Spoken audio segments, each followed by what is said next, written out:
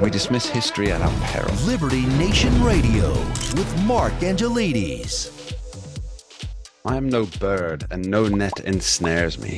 I am a free human being with an independent will. So wrote Charlotte Bronte in her book Jane Eyre. She was talking about the ability to fly away, if you will, to leave one place for another, both spiritually and physically.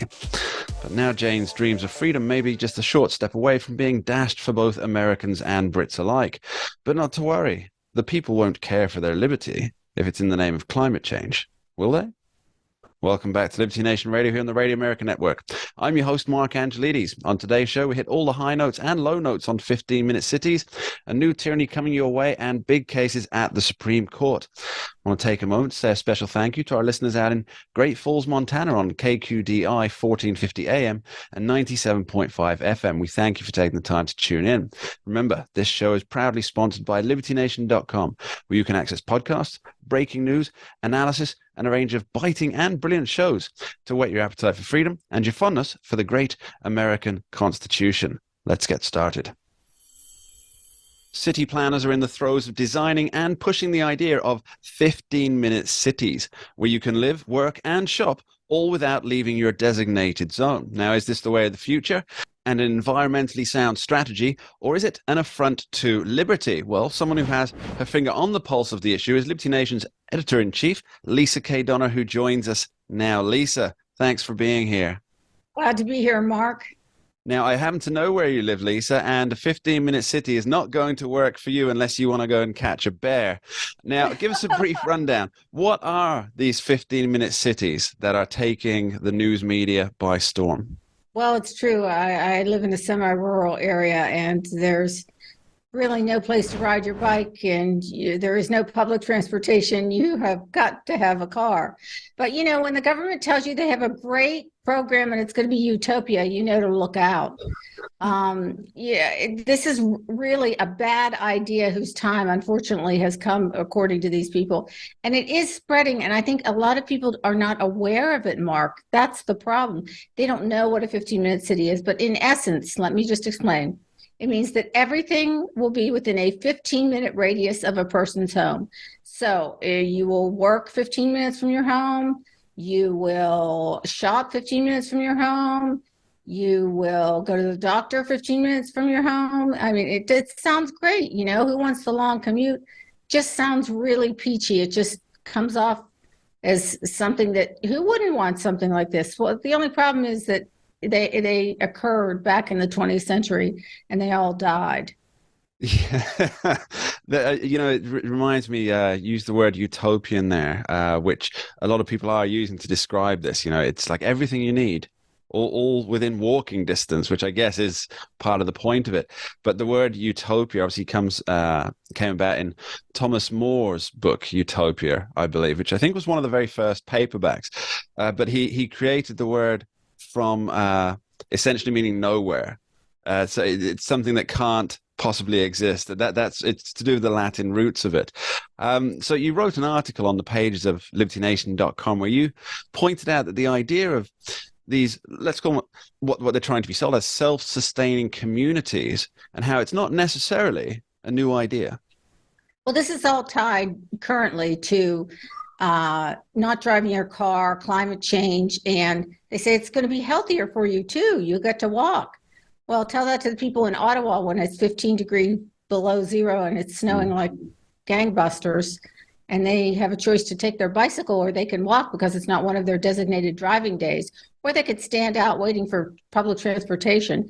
I can tell you in our area, in the Washington, D.C. area, public transportation isn't a big winner. People take it if they absolutely have to. But again, it's not an end-all and a be-all look at the pandemic. But let me just go back to the 20th century, okay? There were company towns. There were, Cannon Mills was a textile operation. And so all of Cabarrus County, North Carolina, was filled with, it was just a big company town. And so everything was there. There were a lot of steel company towns in Pittsburgh, Pennsylvania, Western Pennsylvania, where I grew up. My grandparents lived in a company town called Clairton, PA. If you saw today what Clairton, PA looked like, if you've seen pictures of Braddock, the land of John Fetterman, you've seen Clairton. And the bottom line is when the company's dried up, the town's dried up, and here you have a mess. Yeah, it's really quite something to think that just the overall idea to think that you can put a hospital in within every 15-minute zone. I mean, I'm sure that's not the entire detail of it, but it's just impossible, right? I mean, how are you going to staff everything that's needed? Now, Lisa, this has arrived in the United States. So I have a little clip that I want to play for you, and this concerns America's first such plan for a 15-minute city, and that's in Cleveland. Take a listen to this and let me know what you think.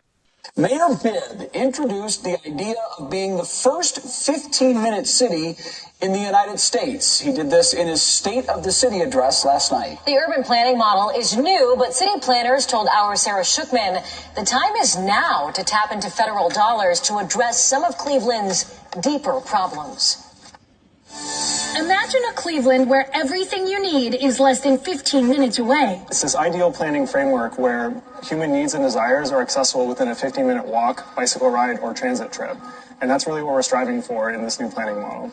City planner Matt Moss says it doesn't have to be a dream. Instead of a concrete jungle where people work and separate places where people live, in a 15-minute city, everything is closer. And it's starting out with the city we have now, and then asking residents how they might want their community to grow or change in ways that, again, make things more accessible or provide them with more opportunities to access the things they want to get to in their day-to-day. Unbelievable. The way they make it sound so innocent and so wonderful. And on one hand, it is if you have the freedom of choice. For instance, in Maryland, there is a planned community called Kentlands. It's lovely. I mean, there's a movie theater, there's doctor's offices. You can stroll here, you can stroll there. But again, you have the freedom of choice to live in Kentlands or not live in Kentlands. If they're going to make every place or try to make most urban areas into 15-minute cities and force people not to drive, I mean, basically, they're saying it's a trade-off. We get a better environment, but we're going to control where you go, when you go, and how you go. Yeah, I mean, there's clearly some liberty aspects here. Now, it's not the kind of thing that I think most Americans would be on board with. I mean, America has the thrill of liberty in its blood. It's a country born out of wanting to be free. So what is the liberty position on 15-minute cities? Well, the liberty position is very, very cautious of such a movement. But the way they play it, you just heard that on the Cleveland television station, oh, it's just going to be wonderful. How wonderful. But they don't tell you all the restrictions that are going to go in place. And the people actually over in your neck of the woods across the pond in Oxford, 2,000 of them came out and hit the streets and were furious because basically what Oxford said was that residents will be allowed to peak free hour access 100 days a year to drive in their town. Can you imagine that? Oh, today's not my peak day, so my baby is sick, so I can't really drive through the town because they're going to read your license plate and fine you. I mean, that is an aspect that is not often discussed with these 15-minute cities, is that how do they measure how many times that you've left? Well, quite simply, they have security cameras a la the Chinese social credit score system that records and puts, obviously it's not an individual person doing it, but it's a computer algorithm that records your license plate, puts it into a system and tallies up how many times you've traveled. So they're taking not only your driving habits, how often you drive, and then an automated bill will be sent out to you if you exceed your designated allowances to leave your city. So I think you're right there, at least from a liberty standpoint. This does not work. Now, we are talking with Liberty Nation's editor-in-chief, Lisa K. Donner, on 15-minute cities coming to America. But where are they coming from? And is it just communism in all but name? Well, we'll be back after this short break to answer those very questions. Don't go anywhere. We dismiss history at our peril. Liberty Nation Radio with Mark Angelides. Entertaining, informative, and just plain fun.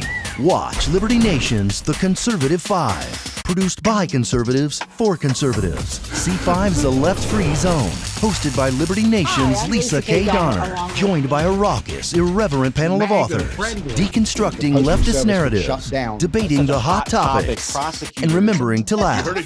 Join the official conservative safe You only space. did that to piss Jeff off. Liberty Nation's The Conservative 5.